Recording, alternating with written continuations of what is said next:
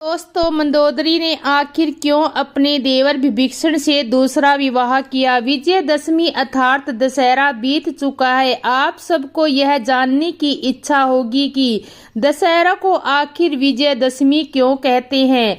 दशहरे वाले दिन मां ने महिषासुर नामक दानव का वध किया था और इसी दिन भगवान राम जी ने रावण का वध कर इस संसार से उसकी मुक्ति की थी।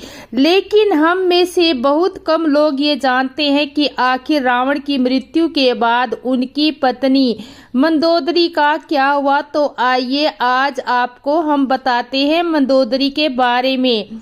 पुराणों के मुताबिक मथुरा नाम की एक अप्सरा भगवान शिव को अपना प्रभु मानती थी और एक दिन वो भगवान शिव की तलाश में भटकती हुई कैलाश पर्वत पर पहुंच गई। उस समय मां पार्वती कैलाश पर मौजूद नहीं थी और इसलिए वो भगवान शिव को प्रसन्न करने में जुट गई और उसने अपने शरीर में भस्म लगा ली। उसी समय माता पार्वती वहां आ गई और मथुरा को भस्म लगाई देख गुस्से में भर गई और उन्होंने मथुरा को ये श्राप दिया कि वो 12 साल तक कुएं में मेंढक बनकर रहेगी। जब मां पार्वती का गुस्सा शांत हुआ तो शिवजी ने उनसे उनका श्राप वापस लेने को कहा, लेकिन मां पार्वती ने कहा कि दिया हुआ श्राप अब तो वापस नहीं लिया जा सकता। लेकिन 12 वर्षों के बाद मथुरा अपने असली रूप में आ जाएगी और 12 वर्ष तक उन्हें मेंढक के रूप में ही रहना पड़ेगा। असुर राज मायासुर और उनकी पत्नी हेमा 2 बेटों के माता पिता थे। उनका नाम मायावी और दुर्दर्शी थे और वो बेटी की कामना के लिए तपस्या कर रहे थे। वो दोनों एक ही कैलाश पर्वत पर काफी सालों से पुत्री कामना के लिए तपस्या करते रहे। तभी एक दिन उन दोनों को कुएं से एक मेंढक के रोने की आवाज आई। जब उन्होंने कुएं में झांक कर देखा तो उन्हें मथुरा मेंढक रूप में दिखाई पड़ी। जब उसकी कहानी दोनों पति पत्नी को पता चली तो उन दोनों का दिल भर आया और उन्होंने अपनी तपस्या छोड़ी थी और मथुरा को अपने साथ अपने महल में ले आए। एक बार रावण कहीं जा रहा था, तभी उसकी नजर मथुरा पर पड़ी और उसका दिल मथुरा पर फिदा हो गया। इसलिए उसने असुर राज और मथुरा अर्थात मंदोदरी के साथ शादी का प्रस्ताव भेजा, किंतु असुर राज ने रावण का यह प्रस्ताव ठुकरा दिया, जिससे राज्य में युद्ध की स्थिति पैदा हो गई थी। मंदोदरी जानती थी कि अगर युद्ध हुआ तो असुर राज जीत जाएंगे, क्योंकि रावण बहुत ही शक्तिशाली है। इसलिए उसने रावण से शादी के लिए हामी भर दी और दोनों की शादी धूमधाम से हुई। लेकिन जब रावण सीता मां का हरण कर लंका में लेकर आए तब मंदोदरी ने इसका खूब विरोध किया, लेकिन रावण ने उसकी एक भी बात नहीं मानी और आखिरकार राम जी के हाथों रावण की मृत्यु हो गई। रावण की मृत्यु के बाद मंदोदरी काफी अकेली पड़ गई। इसलिए श्री राम जी ने विभीषण को मंदोदरी से शादी का प्रस्ताव रखा, लेकिन मंदोदरी जी ने यह प्रस्ताव ठुकरा दिया और खुद को महल से दूर किया। लेकिन कुछ समय बाद ही वो विभीषण से शादी करने के लिए तैयार हो गई। भारत में पत्नी पति के छोटे भाई देवर को कहती है। देवर का अर्थ दूसरे वर के रूप में किया जाता है। इसलिए रावण के मरने के बाद मंदोदरी ने विभीषण से विवाह किया था। यह परंपरा आज भी सर्वसम्मति से जारी है। हाँ, राक्षस राज धर्म इसे मानता है। साथ में तारा ने भी सुग्रीव से विवाह किया। वानर धर्म भी इसे मानता है। वानर समाज में बहुत से समाजों में इस मूल्य मान्यता अभी भी जीवित है। एक यह प्रसंग अद्भुत रामायण में मिलता है। रामचरितमानस में लव कुश कांड भी मिलता है, जिसमें लव कुश संग्राम के प्रसंग में लिखा है कि मंदोदरी को विभीषण ने जबरन तिरिया बना लिया था। लिखा है, सुनी सठ बदहु पापी मातु कही कही आरा। इसके अलावा लगता है कि मंदोदरी ने अपनी मर्जी से शादी नहीं की थी, बल्कि विभीषण ने जबरन उसको पत्नी बना लिया था।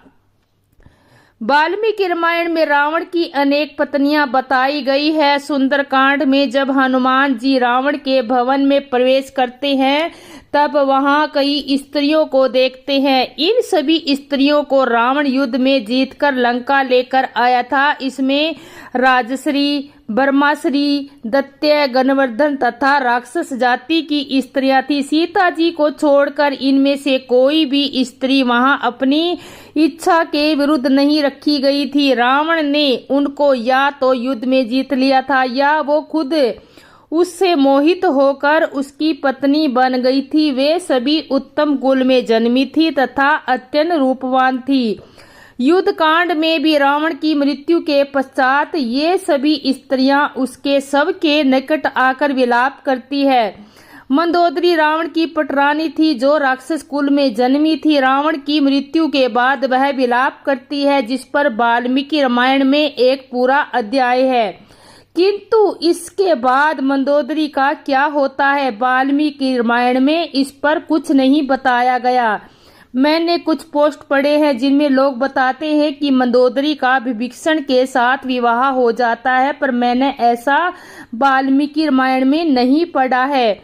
मंदोदरी के बारे में आपको बताएं उससे पहले हम आपको मंदोदरी के जीवन के बारे में बताते हैं। हिंदू पुराणों में की गई एक कथा के अनुसार मथुरा नामक एक अप्सरा थी जो भगवान माता पार्वती को बहुत चाहती थी। एक दिन मथुरा माता पार्वती से मिलने कैलाश पर्वत पर पहुंचती है, लेकिन माता पार्वती वहां नहीं थी। मथुरा ने भगवान शिव को देखा और उन पर आकर्षित करने में लग गई और पूजा पाठ शुरू कर दी। कुछ समय बाद जब माता पार्वती वहीं पहुंची तो यह देखकर वह गुस्से में आई। गुस्से में आकर माता पार्वती ने मथुरा को मेंढक बनने का श्राप दिया और कुएं में 12 सालों तक रहने को कहा। भगवान शिव ने माता पार्वती से प्रार्थना की। काफी प्रार्थना करने के बाद माता पार्वती मान गई और 1 साल तक कुएं में रहने को कहा। मंदोदरी 1 साल तक कुएं में पूजा करती रही। वहीं दूसरी ओर असुरों के देवता मयासुर और पत्नी हेमा के 2 पुत्र थे। वो चाहते थे कि दोनों के एक बेटी हो। बेटी के लिए दोनों कई सालों से कठोर तपस्या कर रहे थे। इसी दौरान 1 साल बाद मथुरा कुएं में असली रूप में आ गई और मदद के लिए पुकारने लगी। मथुरा की आवाज सुनकर मयासुर ने पूजा समाप्त की और मथुरा को गोद में उठाया। मयासुर ने इस लड़की का नाम मंदोदरी रखा। कुछ सालों बाद रावण एक बार मयासुर से मिलने गया। रावण ने मयासुर की बेटी मंदोदरी को देखा तो वह मंत्रमुग्ध हो गया। रावण ने मयासुर से कहा कि उसे मंदोदरी पसंद है और वह मंदोदरी के साथ विवाह करना चाहता है। मयासुर ने मना कर दिया तो रावण ने जबरन विवाह कर लिया। विवाह के बाद दोनों के 3 पुत्र हुए।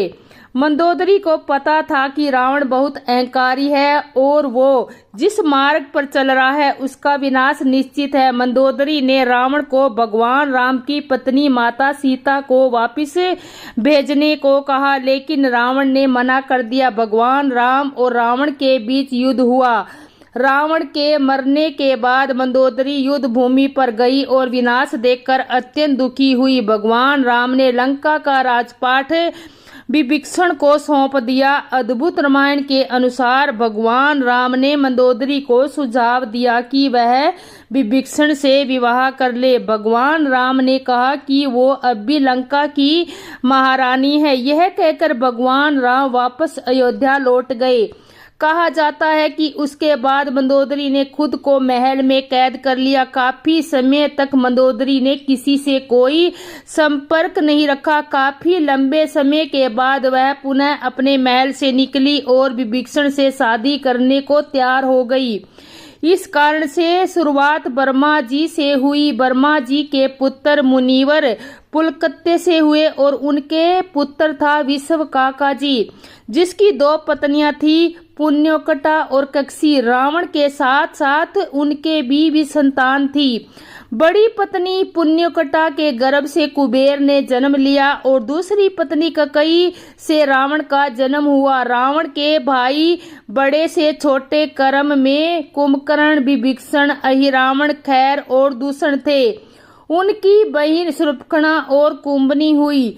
रावण की माता एक राक्षसी थी, जबकि पिता ब्राह्मण जाति के थे। ऐसे विपरीत परिस्थितियों में यह विवाह क्यों और कैसे हुआ?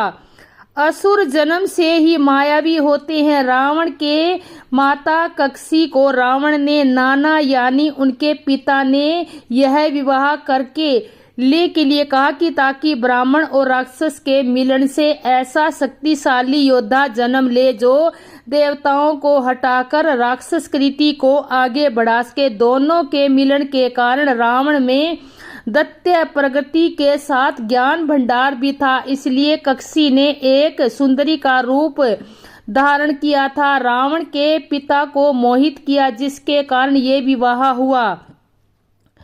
मंदोदरी इतनी पतिव्रता होने के बाद भी रावण की मृत्यु के पश्चात विभीषण से शादी क्यों कर ली, जो कि किसी देश का राजा को नवग्रह देव देवता गंधर्व उसके अधीन होकर हर सुख संपदा उसके चरणों में हो, भला क्यों किसी से आंखें चार करेगी? और जब अधीन ही है तो भला किसकी हिम्मत हो सकती है उसके ऊपर नजर डाले? जिससे पति बूढ़े हो गए हों, उनके बच्चों की भी बच्चे हो गए हों, बच्चों के भी जिसका पति मार दिया गया हो, बच्चे मर गए हों, पूरा कुल नाश हो गया हो, अपने शादी शुदा देवर से शादी कर लेती है तो वो कितनी बड़ी पतिव्रता हो सकती है, आप खुद आकलन कर सकते हैं। शूर्पणखा का नाक लक्ष्मण द्वारा काटा गया, जिससे उसके भाई रावण ने भगवान राम की पत्नी सीता का हरण कर लिया। सीता माता को छुड़ाने के लिए प्रभु राम लंका पहुंचे और वहां युद्ध छिड़ गया। इसी दौरान लक्ष्मण द्वारा रावण पुत्र मेघनाद का वध हो गया। वध के पश्चात मेघनाद का हाथ सुलोचना के समक्ष आकर गिरा। सुलोचना ने सोचा कि पता नहीं यह उसके पति की भुजा भी है या नहीं। उसने कहा, अगर तुम मेरे पति की भुजा हो तो लेखनी से युद्ध का सारा वृत्तांत लिखो। हाथ ने लिखा, हे प्रिय, हाँ ये मेरा ही हाथ है। मेरी परम गति प्रभु राम के अनुज महातेजस्वी तथा दैवीय शक्तियों के धनी श्री लक्ष्मण के हाथों हो गई है।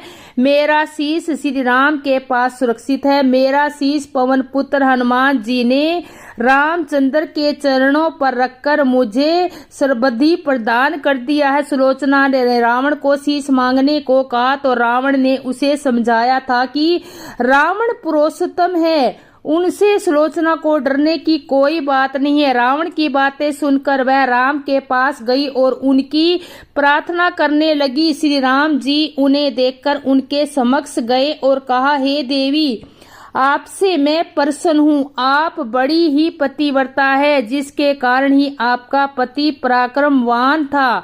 आप कृपया अपना उपलक्ष्य कहे। सुलोचना ने कहा, राघवेंद्र, आप तो हर बात से अवगत है। मैं अपने पति के साथ सती होना चाहती हूँ और आपने उनका शीश देने का आग्रह कर रही हूँ। रामचंद्र जी ने मेघनाद का शीश उन्हें सौंप दिया। सुलोचना ने लक्ष्मण को कहा, भ्राता, आप यह मत समझना कि आपने मेरे पति को मारा है। उनका वध करने का पराक्रम किसी में नहीं, यह तो आपकी पत्नी के सतीत्व की शक्ति है। अंतर मात्र यह है कि मेरे स्वामी ने असत्य का साथ दिया। वानर गणों से पूछा कि आपको यह किसने बताया कि मेघनाद का शीश हमारे पास है? सुलोचना ने कहा, मुझे स्वामी के हाथ ने बताया। इस बात पर वानर हंसने लगे और कहा कि ऐसे में तो यह कटासर भी बात करेगा। सुलोचना ने प्रार्थना की, अगर उसका पतिव्रत धर्म बना हुआ हो तो वह सर हंसने लगे और मेघनाथ का सर हंसने लगा।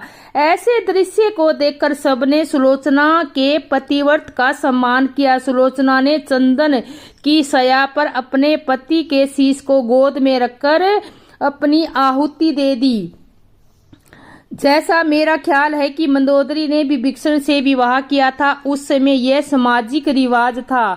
रावण ने माता सीता का हरण किया था, क्या फिर भी रानी मंदोदरी अपने पति रावण से प्रेम करती थी? मंदोदरी रावण को सीता का वध करने से रोकती थी। रावण राम की पत्नी का अपहरण करता है। मंदोदरी रावण को सीता को राम को लौटाने की सलाह देती है, लेकिन कोई फायदा नहीं हुआ। मंदोदरी जानती है कि वह वासना रावण का पतन लाएगी। मंदोदरी को वाल्मीकि की रामायण में एक खूबसूरत महिला के रूप में वर्णित किया है। जब राम के वानर दूत हनुमान सीता की तलाश में लंका जाते हैं तो वह मंदोदरी की सुंदरता से सतभंब हो जाते हैं। जब वह रावण के बिस्तरों कक्षों में प्रवेश करते हैं और सीता के लिए मंदोदरी को गलती करते हैं। जब हनुमान जी अंत में सीता को ढूंढते हैं तो वे पाते हैं कि रावण सीता को मारने की धमकी दे रहा है, जब तक कि वह उससे शादी नहीं करती।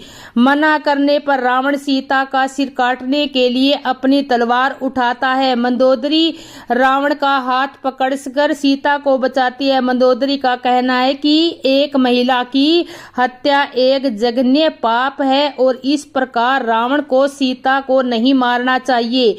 वह रावण से अपनी अन्य पत्नियों के साथ मनोरंजन करने और सीता को अपनी पत्नी के रूप में रखने का विचार छोड़ने के लिए कहती है। रावण सीता की जान तो बचाता है, लेकिन सीता से विवाह करने की इच्छा नहीं छोड़ता। हालांकि मंदोदरी सुंदरता और वंश में सीता को अपने से कम नहीं मानती थी। मंदोदरी राम के प्रति सीता की भक्ति को स्वीकार करती है और उनकी तुलना साची और रोहिणी जैसी देवी करती है। रावण के वध के बाद मंदोदरी रणभूमि पर पहुंचती है। वहां पति पुत्र के साथ साथ अपनों के शव देखकर शोक में डूब जाती है, लेकिन श्री राम उन्हें याद दिलाते हैं कि वे अब भी लंका की महारानी और बलशाली रावण की विधवा है। इसके बाद मंदोदरी लंका वापस लौट आती है। अद्भुत रामायण में और कुछ अन्य ग्रंथों में दी गई किंवदंतियों के अनुसार पति पुत्र के दुख में मंदोदरी खुद को महल में कैद कर लेती है। वे पूरी तरह से बाहरी दुनिया से संपर्क तोड़ लेती है। इस दौरान विभीषण लंका का राजपाट संभालते हैं। एक किंवदंती यह भी है कि सालों बाद मंदोदरी अपने महल से बाहर निकलती है और विभीषण से विवाह करने के लिए तैयार हो जाती है। विवाह के बाद मंदोदरी भी विभीषण के साथ मिलकर लंका के साम्राज्य को आगे बढ़ाती है। रावण के मरने के बाद क्या मंदोदरी ने विभीषण से शादी की थी? अगर हाँ तो क्यों? मंदोदरी ने रावण को शादी के बाद समझाया था कि इतने बड़े महाप्रतापी राजा होकर तुम जैसी नाचीन को बार बार यूं पूछना आपको शोभा नहीं देता। रावण ने पूछा, क्या बात कर रही हो मंदोदरी? आप जो बार बार मुझसे पूछती रहते हो ना कि जिस मुंह से मैं आपकी तारीफ करूं। आप राजा है, जो चाहे 10 में से उस मुंह से मेरी तारीफ कर सकते हो। मेरे कानों के लिए तो सब एक ही समान है। रावण की पहली पत्नी का नाम मंदोदरी था। मंदोदरी राक्षस राज मयासुर की बेटी थी। इंद्रजीत, मेघनाथ, महोदर, प्रहस्त, विरूपाक्ष भी कम वीर थे। मंदोदरी की ही संतानें थी। वहीं रावण की दूसरी पत्नी का नाम धन्यमालिनी था। राजस्थान के जोधपुर मंडोर नामक स्थान में एक प्राचीन मान्यता जुड़ी हुई है। कहा जाता है कि यहाँ मंदोदरी और रावण का विवाह हुआ था। यहाँ के मंडोर रेलवे स्टेशन के पास स्थित एक जगह के बारे में ऐसी मान्यता है कि यही रावण ने मंदोदरी के संग 7 फेरे लिए थे। जोधपुर के कुछ लोगों का ऐसा मानना है कि वे रावण के वंशज हैं। जब श्री राम ने युद्ध में रावण का वध कर दिया था तब उसके वंशज यहाँ आ गए और फिर यही बस गए। वे आज भी उसी माता की पूजा करते हैं जो रावण की कुल देवी थी। रामायण के मुताबिक मयासुर ने ब्रह्मा जी के वरदान से अप्सरा हेमा के लिए मंडोर का निर्माण किया। हेमा अत्यंत रूपवती थी। जब मयासुर और हेमा की संतान हुई तो वह भी बहुत सुंदर थी। उसका नाम उन्होंने मंदोदरी रखा। ऐसा कहा जाता है कि इस स्थान का नाम मंडोर होने के पीछे मंदोदरी भी एक कारण है। बाद में मयासुर का इंद्र के साथ विवाद हो जाता है और उसे वह स्थान छोड़कर जाना पड़ा। ऐसे में मंडूक ऋषि ने मंदोदरी की देखरेख की। जब मंदोदरी विवाह योग्य हो गई तो मयासुर ने उसके लिए वर की खोज की, लेकिन उसे कहीं भी ऐसा वर नहीं मिला जो मंदोदरी के लिए उपयुक्त हो। आखिरकार उसकी खोज रावण पर जाकर पूरी हुई। रावण अत्यंत विद्वान, पराक्रमी, बलशाली, वैभवशाली और कुशल योद्धा था। उसे मंदोदरी के लिए यही वर पसंद आया। उसने रावण से अपनी पुत्री के साथ विवाह की बात की और रावण ने विवाह प्रस्ताव स्वीकार कर लिया। कहा जाता है कि मंडोर में ही रावण मंदोदरी का विवाह हुआ और वह स्थान अब भी मौजूद है जहां उन्होंने फेरे लिए थे। लोगों के मुताबिक आज यह जगह लगभग खंडर हो चुकी है और खामोशी के लफ्जों से उस दौर की कहानी कहती है। कैसी थी मंदोदरी? रामायण और विभिन्न ग्रंथों में मंदोदरी के बारे में जो जिक्र आता है उसके मुताबिक वह बहुत सुंदर, गुणवान और पतिव्रता महिला थी। रावण के खोटे कर्मों को देखकर उसने अनेक बार उसे ऐसे कार्यों का त्याग करने की सलाह दी, लेकिन उसने कभी मंदोदरी की बात नहीं मानी। अगर वह सही समय पर मंदोदरी की बात मान लेता तो रावण का इतिहास आज कुछ और ही होता। मंदोदरी बहुत सुंदर भी थी, यहाँ तक कि जब हनुमान जी ने लंका में उसे देखा तो एक बार उसे वे सीता माता समझ बैठे थे।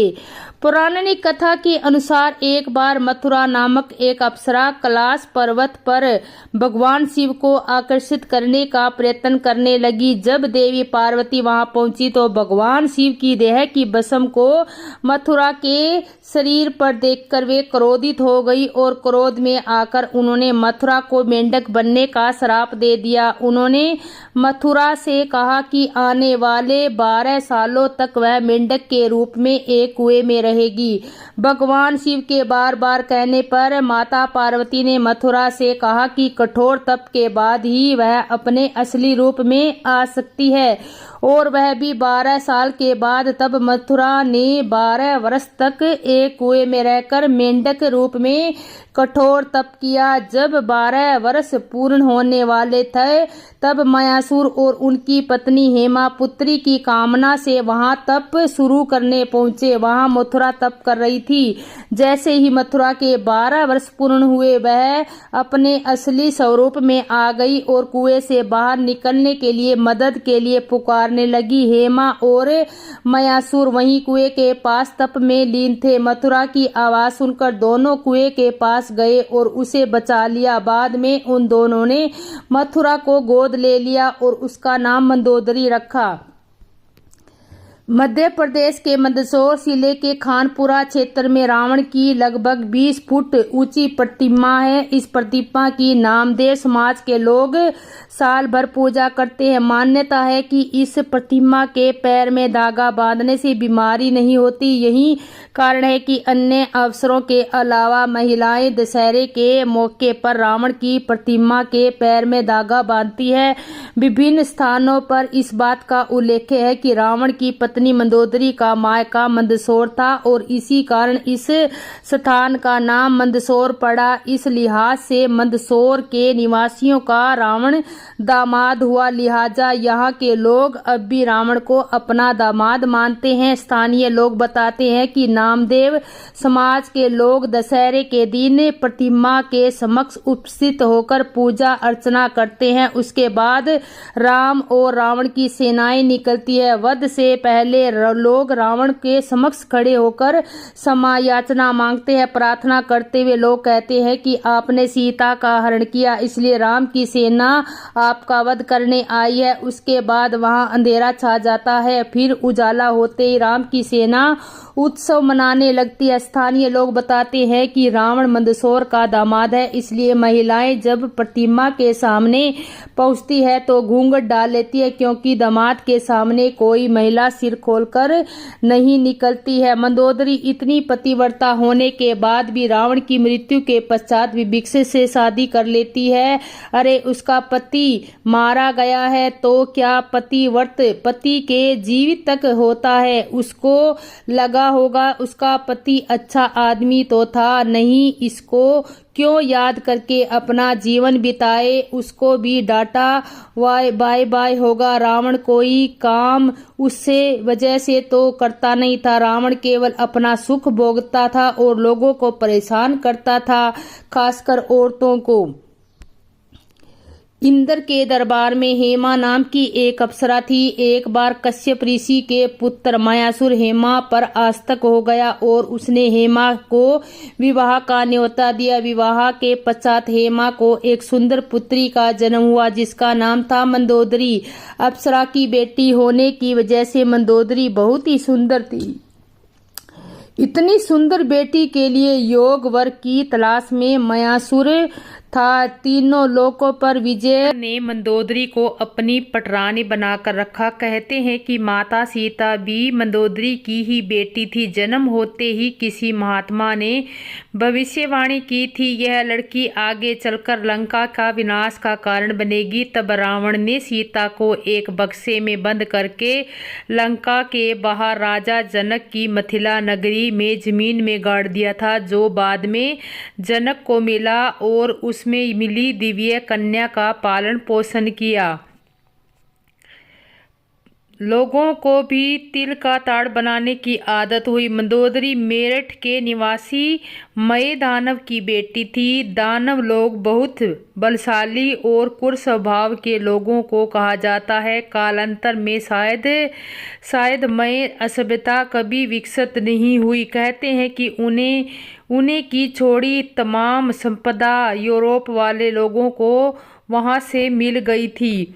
मंदोदरी का मायका राजस्थान के जोधपुर जिले के पौराणिक स्थल मंडोर में था। यह वर्तमान में एक पर्यटक स्थल बना हुआ है, जो मंडोर, जो कि मंदोदरी के नाम का अपभ्रम है। मंदोदरी नागवंशी राजा की पुत्री थी। पौराणिक काल में वह नाग वंशियों की राजधानी थी। इसी स्थान पर नाग पंचमी पर्व एवं मेला प्रत्येक वर्ष मनाया जाता है। यहाँ की पहाड़ियों में कुछ भग्नावशेष नागवंशी राजाओं को बताया जाता है। तो क्या हुआ, हर एक पत्नी अपने सुहाग को सही सलामत देखना चाहती है, शायद इसलिए। लेकिन मंदोदरी ने रावण को समझाने की बहुत कोशिश की, लेकिन कहते हैं न जो विधि विधाता है वही है, जो विधाता लिख देता है वही होता है। रावण की मृत्यु भगवान के हाथों होना निश्चित थी।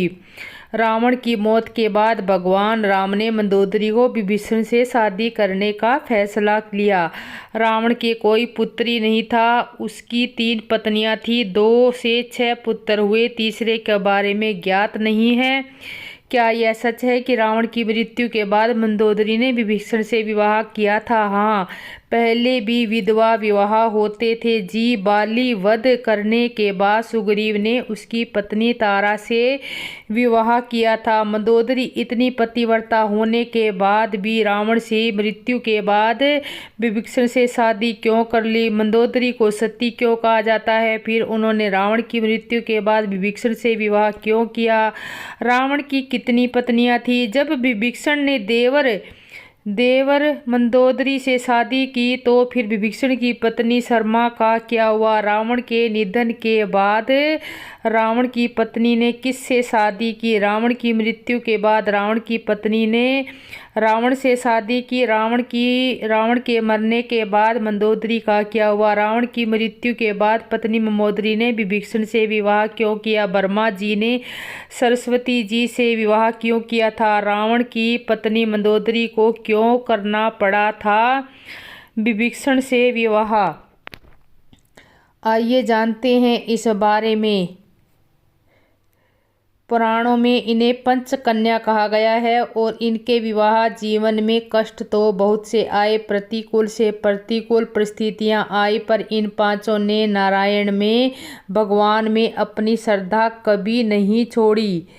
दूसरा भाग, इनमें से 3 को राम अवतार में प्रभु मिले और 2 को कृष्ण अवतार में प्रभु मिले। अहिल्या का उद्धार राम ने किया, तारा का उद्धार बाली के बाद और मंदोदरी का उद्धार रावण के बाद। कृष्ण अवतार में कुंती और द्रौपदी की भीषण परिस्थितियां आपको ज्ञात होगी। तीसरा भाग, रावण के मरने के बाद मंदोदरी सती तो नहीं हुई। राजा दशरथ के मरने के बाद तीनों रानियां आग में नहीं कूदी। बाली के मरने के बाद तारा आग में नहीं कूदी। रामायण काल और महाभारत काल की लाखों कथाओं में यह स्पष्ट है कि पति की मृत्यु के बाद स्त्री का यथोचित सम्मान होता है। जय सिया राम दोस्तों।